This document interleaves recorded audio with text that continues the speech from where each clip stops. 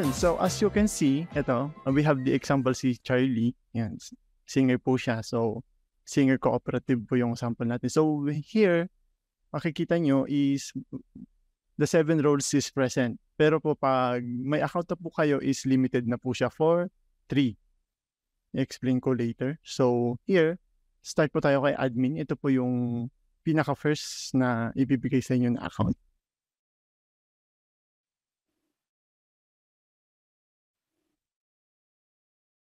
Every role po dito sa ARCS, yun yung 7 roles, have different dashboard. So yung dashboard po, meaning yung summary po nung mga ginagawa nung mga tao na yun.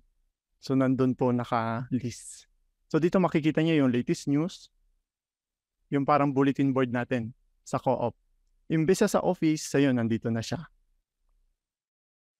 Then yung payment plan ng ARCS, yung mag-post ang update, si admin din po yung bahala doon, mag-view, then dito sa user management. So dito sa user management, we have 7. Yung member is yung minus na yun kasi yung given. Then yung 5, i-assign ni admin. So dito, makikita nyo, nandito yung members natin, i-add lang. Mag-a-add lang tayo. Yun, so dito. So, dito sa ARCS, ang maximum po ng isang account is 3. The member, the given 1, then other 2. So, 3 lang po. Hindi pwedeng sumobra. Para may control po tayo. Yun, tapos yung about sa cooperative, kung sino po yung kooperatiba natin, dito nakalagay. Yung mga details about cooperative, vision nyo, mission nyo, yung org charts. Yan. Then, si admin din po yung, we have two ways sa paglagay ng members. First is itong cooperative code. Bibigay lang natin to sa mga members natin. Then, i-apply na sila sa ARCS. Then, yung mga existing, da-download lang yung template, then i-upload. Yun lang po kadali.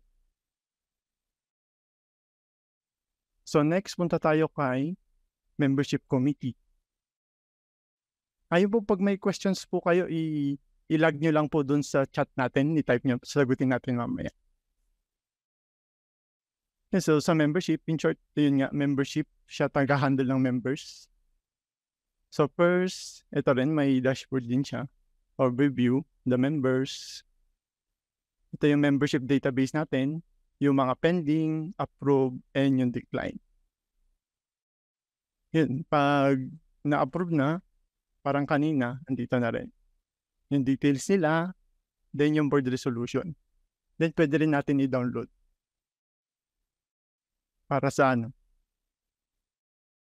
Yun, tapos, yung analytics, pag yung membership na on board na, dito magpapakita yung details natin. Yun, pag marami, yung members, approve, decline, yung member age, member count, pag may laman na po, then yung locations, then the gender. Kikita po natin dito real time. Then yung co-op code.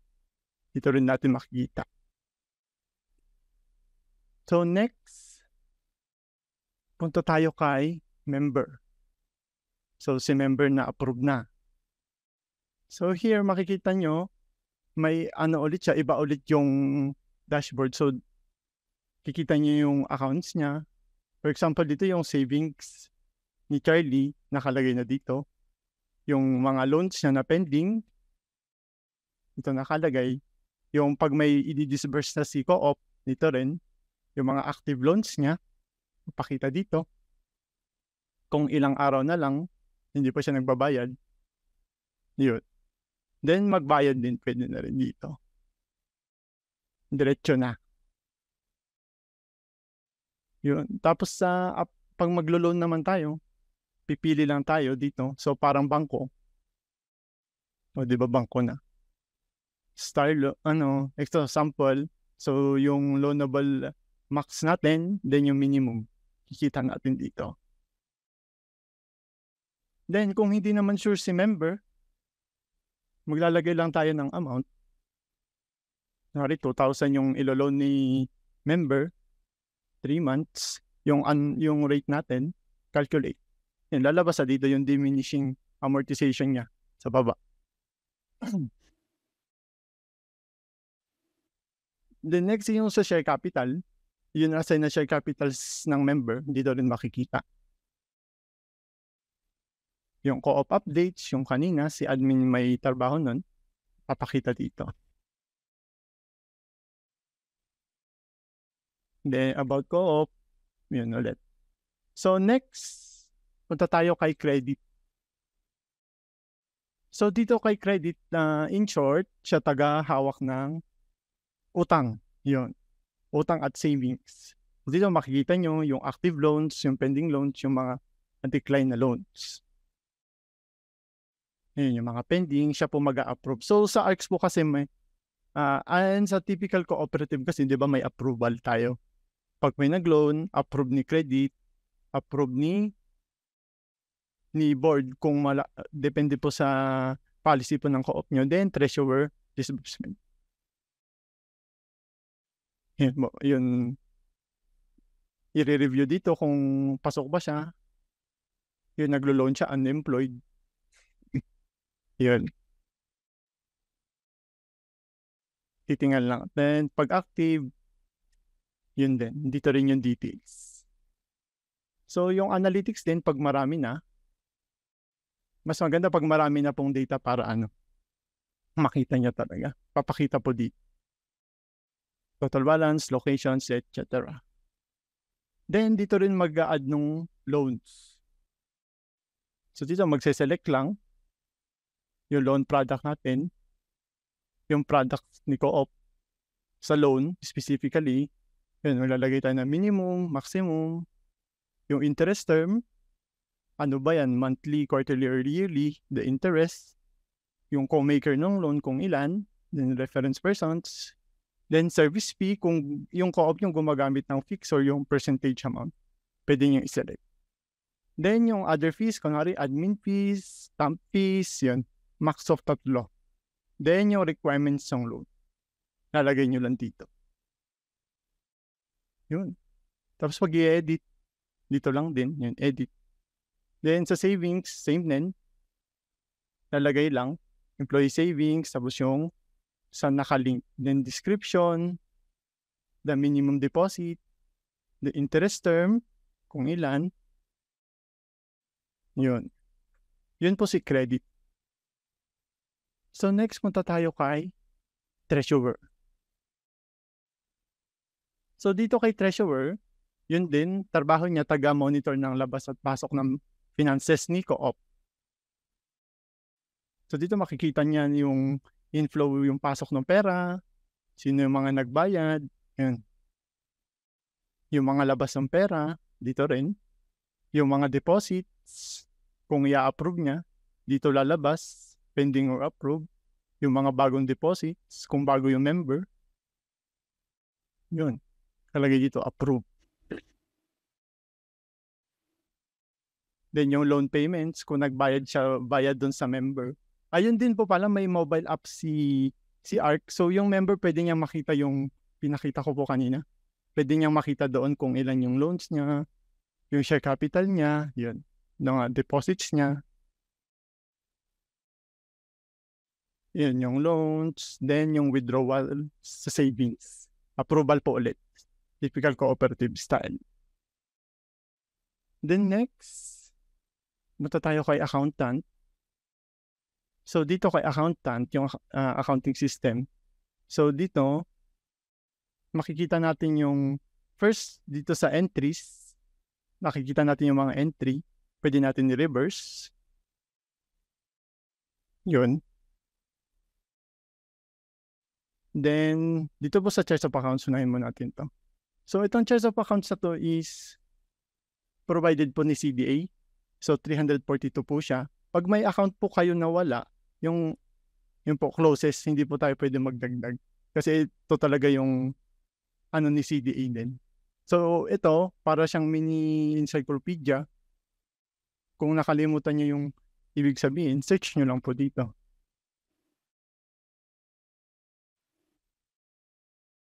Yun. So, punta tayo sa entry.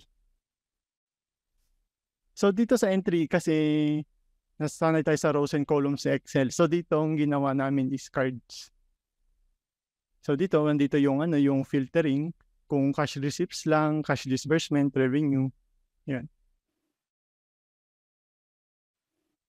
So, pag marami, then pwede mag-multiple. Kung gaano naman karami yung account nyo.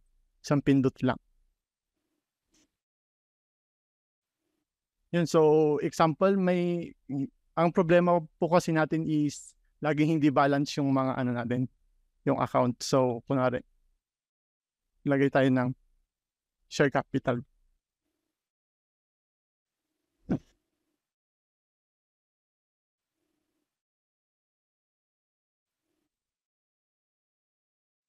So, imali natin. Sabi natin 6,001, tapos 6,000.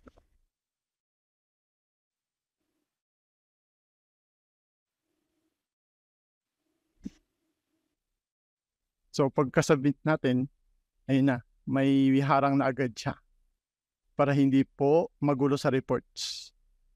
Yun po si entry.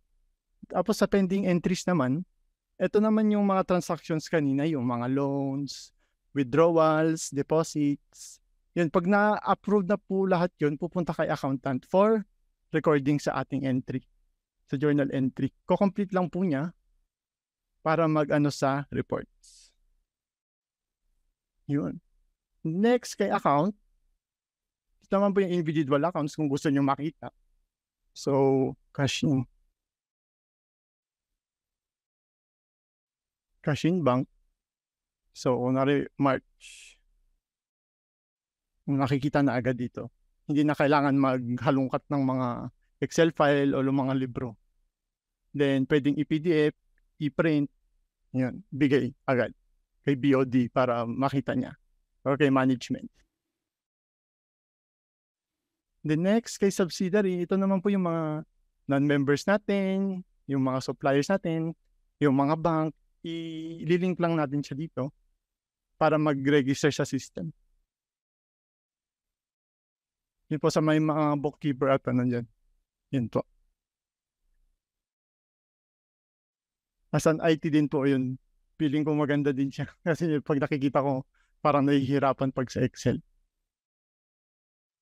Yun. Then, dito naman sa products, ito po yung mga products ni Co-op. I-register lang po natin dito. Then, link sa mga accounts.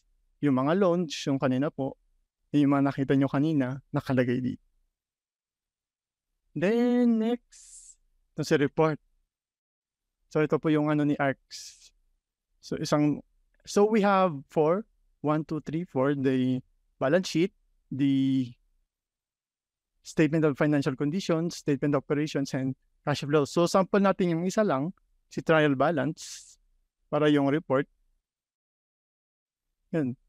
I-generate lang natin. Voila, andyan na. Isang pindot lang. Then, download. Pagka-download natin, andyan na yung report. Bibigay na lang natin. Yun. Tapos, lastly, dito sa din, kunwari po yung may existing po tayo, yung mga balance ay accounts natin, yung libro, kunwari, isi-ship po natin yung libro sa digital, ang gagawin lang natin is i-migrate lang po. Ipapopulate yung Excel, sa onboarding process na i-explain mamaya. Yun. Doon po papasok to, pag yung mga libro natin talaga. Doon tayo sa digitalization. Para pag may nawala, at least nandito. So lastly, munta tayo kay manager. So itong manager, in short, taga-monitor lang po. So itong account na to pwede kay GM or kay BOD. Pwede ibigay ni admin.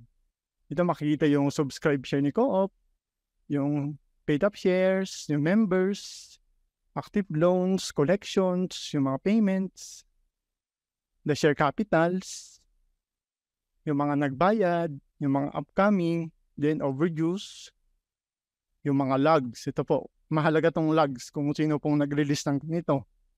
Sino pong nag-approve ng ganito, dito po papasok. Logbook siya within the system. Ito yung loans din. The membership database. Yan.